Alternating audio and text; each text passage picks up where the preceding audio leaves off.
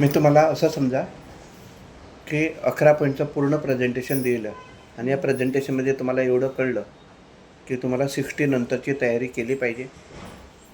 कळलं का? आतापासून 60 वर्ष आपण येणाऱ्या जबाबदारीची सुद्धा तयारी तुम्हाला केली पाहिजे, हे तुम्हाला कळलं. आणि ह्याच्यामध्ये अति महत्त्वाची गोष्ट म्हणजे तुमचं इन्कम. हे करणार कुठून तुम्ही? तुमच्या इन्कमच्या आधारावर तुम्ही करणार आहात. त्या इन्कमला तुम्हाला गॅरंटी पाहिजे. ह्याचं मी आता तुम्हाला प्रेझेंटेशन देत आहे. हे प्रेझेंटेशन तुमच्या रिक्वायरमेंटप्रमाणे असणार. बजेटप्रमाणे त्याला आपण कन्वर्ट नंतर करू शकतो. म्हणजे तुम्ही धरून चला मी बिल्डर आहे, तुम्ही माझ्याकडे आलात, तुम्ही तुमच्या फॅमिलीची साईज मला सांगितली, आईवडील आहात तुमचे, कळलं का? तुम्ही दोघे आहात, तुमची 2 मुलं आहेत, कळलं का?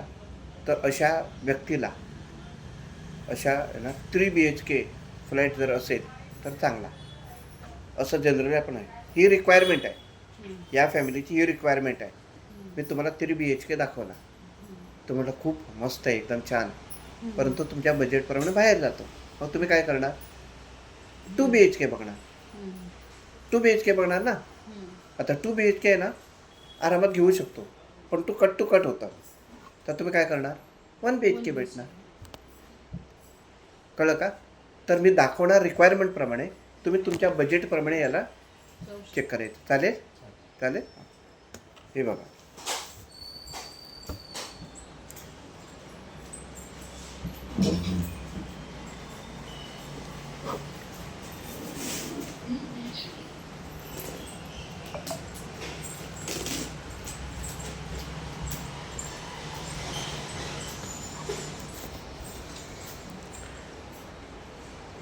काढा, हे काढा प्रीमियम.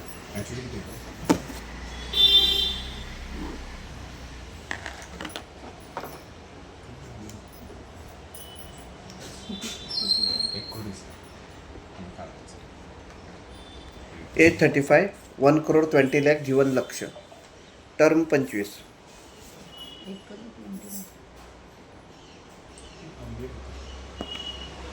1,20,00,000.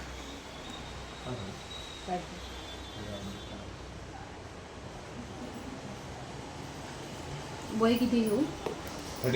35.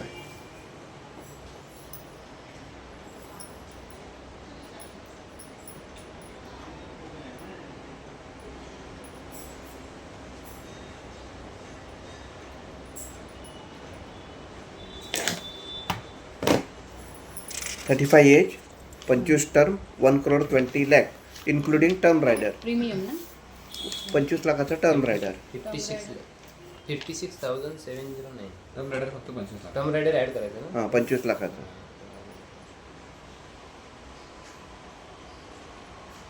महिन्याला प्रीमियम पाहिजे.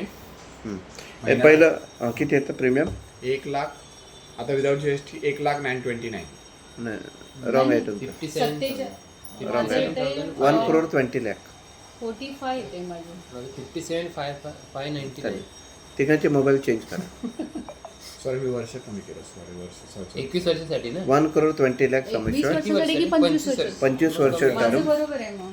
बरोबर. 45,608 रुपये. याच्या मॅच्युरिटी किती येते?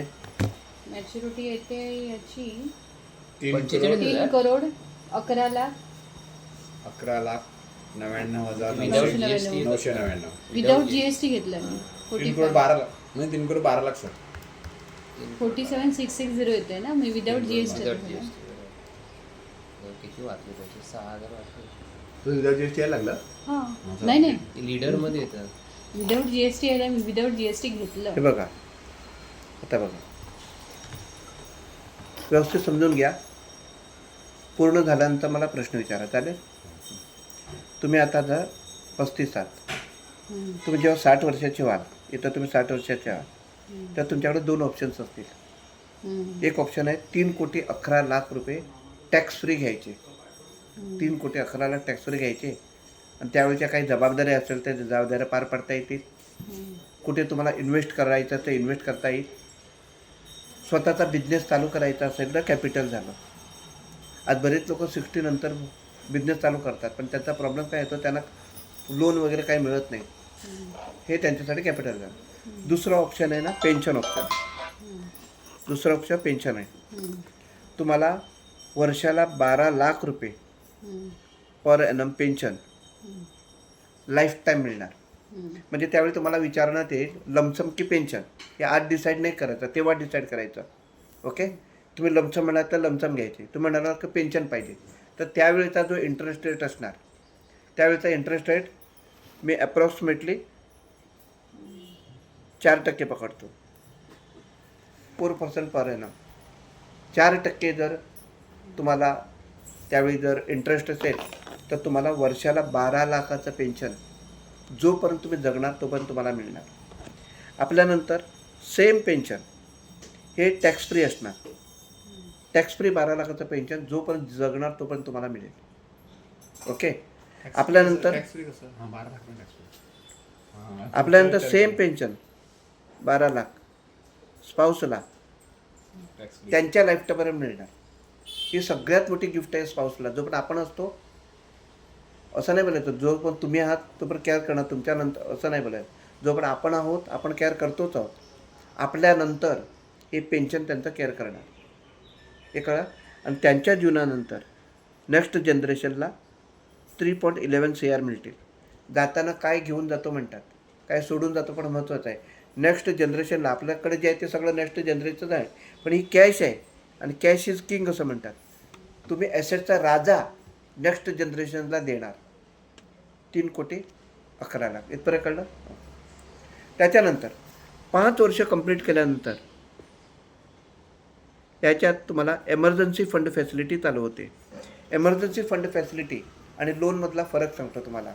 आता धरून चला, तुम्हाला आता 10 लाख रुपये पाहिजेत, बँक द्यायला बसलेली आहे, पण बँक सगळ्यात पहिलं इन्कम प्रूफ न मागेल, प्रोसेसिंग फी भरायला सांगेल, सिबिल रेकॉर्ड चेक करणार, गॅरेंटर मागेल, मोठी अमाऊंट मॉर्गेज मागेल. हे सगळं झाल्यानंतर लोन सँक्शन होतं. मग तुम्हाला EMI चालू होतं.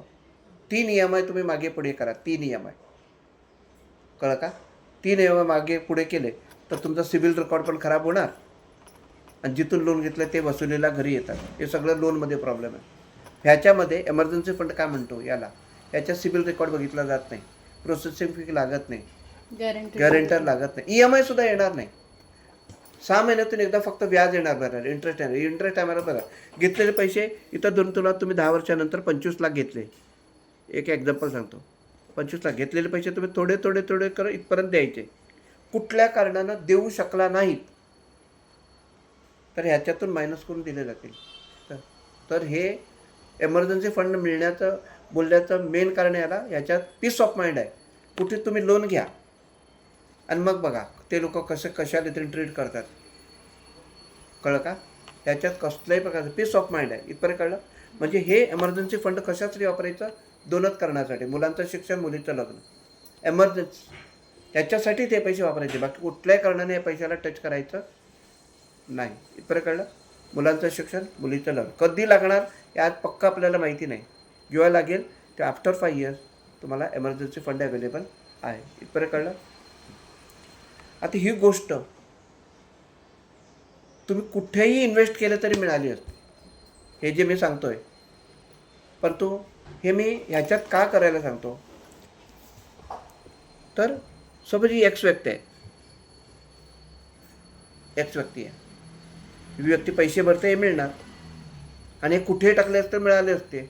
ह्याच्यात टाकायला पाहिजे असं नाही, पण ह्याच्यात का टाकायला मी सांगितले ते मी सांगतो. कारण हा आहे IPP, हा IPP आणि हे जे फॅसिलिटी आहे तुम्हाला कुठल्याच प्लॅनमध्ये मिळत नाही. म्हणून याला इन्कम प्रोटेक्शन प्लॅन असं म्हणतात. सगळ्यात पहिलं 25 लाख रुपये तुरंत देण्यात येतील. सो एक्स व्यक्तीच्या जीवनाला धोका निर्माण झाला तर 25 लाख रुपये तुरंत देण्यात येतील. सेकंड, याचा जो EMI जो भरावा लागतो तो बंद होणार. बंद होणार म्हणजे ह्याची जबाबदारी लाईफ इन्शुरन्स कॉर्पोरेशन स्वीकारते. याची जबाबदारी, ह्याचा EMI भरावा लागतो. कळलं का. याचा EMI भरावा लागतो, पण हा EMI लाईफ इन्शुरन्स कॉर्पोरेशन भरणार. होय देता. एक मिनिट याला पॉज करा. सचिन, 25 लाख रुपये तुरंत भेटतील. पुढचा EMI माफ होणार. सगळ्यात म्हणजे माझे हे IPP 1 लाख पर मंथ. जेवढं टर्म राहिलं आहे ना इथपर्यंत मिळणार. वर्षाचे 12 लाख रुपये टॅक्स फ्री. तुम्ही जे कमवताय ते टॅक्सेबल आहे. हे टॅक्स फ्री पैसे इथपर्यंत मिळणार. कळलं का? म्हणून ह्याला मी 25 घेतलं. 21 पण करता आलं असतं, 18 पण करता आलं असतं ह्याच्यासाठी. फोर्थ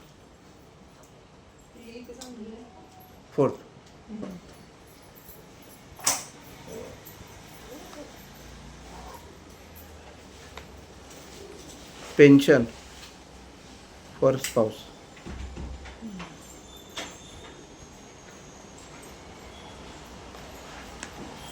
आणि नेक्स्ट जनरेशनला 3,11,00,000.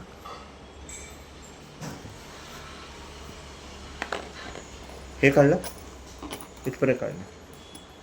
आता हा प्लॅन चांगला आहे की नाही आहे हे समजण्यासाठी एक एक्सरसाइज आपण करतो आहे. हा प्लॅन बरोबर आहे की नाही.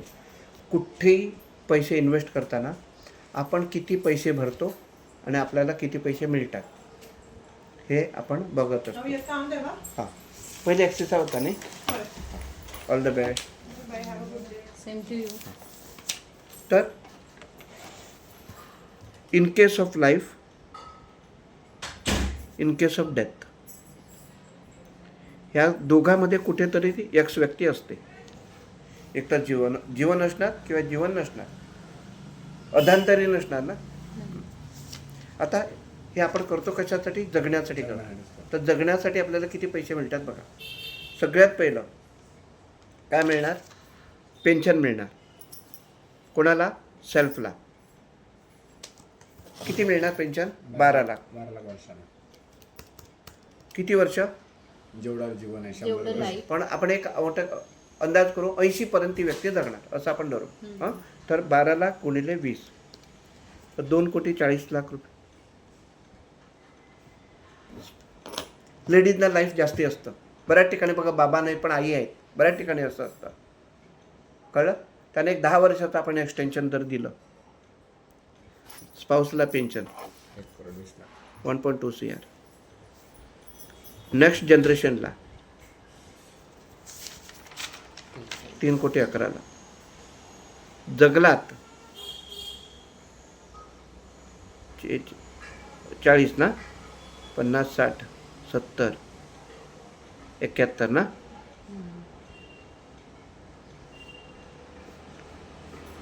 नाही, किती काय चुकलं? 2.4 प्लस 1.2 प्लस 3.11 6.71 CR. हे कळलं? 6.71. हे जर जगलात तर एवढे पैसे त्यांना मिळतील. जास्ती जगलात तर जास्ती मिळतील, कमी जगलात तर थोडं कमी होतील. इथपर्यंत कळलं? इन केस ऑफ डेथ सगळ्यात पहिलं काय होणार? लगेच 25 लाख भेटणार. 25 लाख रुपये तुरंत मिळतील. ॲक्सिडेंट असेल तरी हां, ॲक्सिडेंट असेल तरी 25 लाख. हां, पण नाही, ऍक्सिडेंट असेल ॲक्सिडेंट असेल तर ॲक्सिडेंट जास्त. 1 करोड नाही, 1 करोड 20 लाख प्लस 25 लाख. हां, 1.2 CR प्लस 45 लाख. 1 करोड 45 लाख. सध्या आपण नॅचरल तर बघू, मग ॲक्सिडेंटचं मग ॲड करू. ही पहिलं करू. दुसरं काय करणार? ह्याचा जो प्रीमियम जो भरावा लागणार तो भरावा लागणार नाही ना. तो किती तो आम्ही सांगितला नाही, पार्टीला अजून सांगितला नाही किती प्रीमियम येणार तो. थर्ड EMI थर्ड प्रत्येक वर्षी 1 लाख रुपये भेटणार. हां, महिन्याला 1 लाख, वर्षाला 12 लाख देणार. हां. पुढची किती वर्ष तर किती? तेवढं. ती 90 पर्यंत आपण काउंट केलंय ना. पण हे नाही, नाही, सॉरी 60 वयापर्यंत हे 25 भेटणार वर्ष. हां, हे किती होईल ना? 35 वयाचं वय ना. हां, 12 12 लाख गुणिले एक 25 हप्ता जरी भरला तरी तुमचे म्हणजे पुढची 24 वर्ष देणार. 2.86 CR. हे भेटणार. बरोबर आहे. चौथं स्पाउसला पेन्शन, म्हणजे दोन्ही पेन्शन जी आहेत ना ती स्पाउसला काउंट करणार ना आपण. 2.4 प्लस 1.2 3.6 CR. हां, आणि पाचवं नेक्स्ट जनरेशनला 3.11 CR. 2.88 plus 3.6 plus 3.11 plus 0.25 9.84. 8.6 year म्हणजे हे दोन्ही हे मिळून हां हां ही पेन्शन, पेन्शन साहेब पण पाऊस ही पेन्शन, संध्याकाळी हे IPP आणि हे नेक्स्ट जनरेशन. स्टेशनला बूट पॉलिश करतात त्यांच्याकडे. ह्याच्यात एक अमाऊंट आपली पकडायची बाकी आहे. कळलं? म्हणजे 1,20,00,000ची प्रॉपर्टी आपण आता घेतोय. त्याची फ्युचरची व्हॅल्यू जगलात तर 6.7 CR, गेलात तर 9.84 CR. गॅरंटी हे मिनिमम गॅरंटेड आहे. मिनिमम गॅरंटी आहे सर. हे मिनिमम गॅरंटेड आहे. 1 करोडला 2 करोड ॲक्सिडेंटल 2 करोड नाही होत. नाही 2 करोड नाही भेटणार. 1 करोड आपण त्याला 25 लाखाचा रायडर ना फक्त. पण पॉलिसी नॅचरल डेथला काहीच मिळत नाही, हां फक्त समजलं 25 लाख मिळतात. ॲक्सिडेंट डेथला हे 25 लाख आणि ते 1 करोड. नाही, नॅचरल डेथला हे फक्त 25 लाखच भेटतात. बरोबर? हे 1.2 CR जी आहे हां याचं नॅचरल डेथला काहीच नाही मिळणार. काय नाही भेटणार.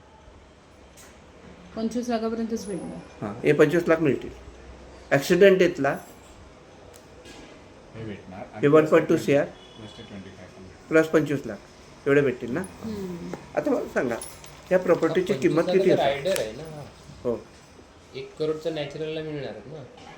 नाही तो तो दिलाच लास्टला नाही. भेटणार. तो दिला नाही ना. 25 लाखाचाच रायडर देऊ रायडर शकतो. नाही मिळणार म्हणजे कसं आपण डबल सांगतो On the spot काय झालं ना, इमिजिएट इमिजिएट नाही मिळत बरोबर. ते रायडर दिला म्हणून आपण 25 लाख भेटणार. काहीच नाही मिळणार. आता बघा 1,20,00,000ची प्रॉपर्टी आपण घेतली, त्याची फ्युचरची व्हॅल्यू ही EMI काय बसेल सांगा?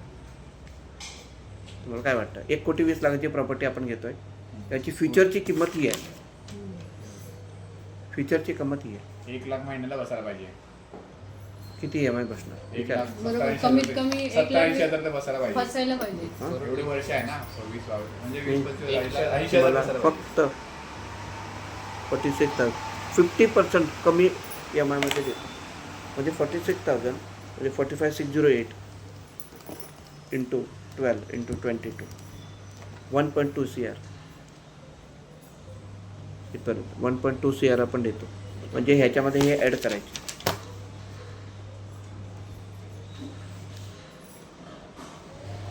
कळलं? तर किती झालं? 10 जवळ 11 CR झाले. जगलात तर एवढं, गेलात तर एवढं. कळलं? अशी आपण प्रॉपर्टी क्रिएट करून देतो. जीवनाच्या प्रत्येक रस्त्याला ही कामाला येणार. याचं भारतामध्ये कुठेच कंपॅरिझन नाही. याला कुठेच कम्पेअर करता येतच नाही. कळलं? आपण याला FD पण भरू शकतो, प्रॉपर्टी भरू शकतो आणि FD पण भरू शकतो. तुम्हाला एक FD बनवता तुम्ही 1,20,00,000ची EMI मध्ये, आणि त्याच्यामध्ये इंटरेस्ट लागत नाही. कुठे तुम्ही EMI घेतला तुम्हाला इंटरेस्ट लागतो. तुम्ही जेवढे आहे तेवढंच ॲप्रॉक्सिमेटली एवढंच तुम्ही देताय, आणि त्याची फीचरची व्हॅल्यू होईल मस्त. असं मी प्रेझेंट करतो.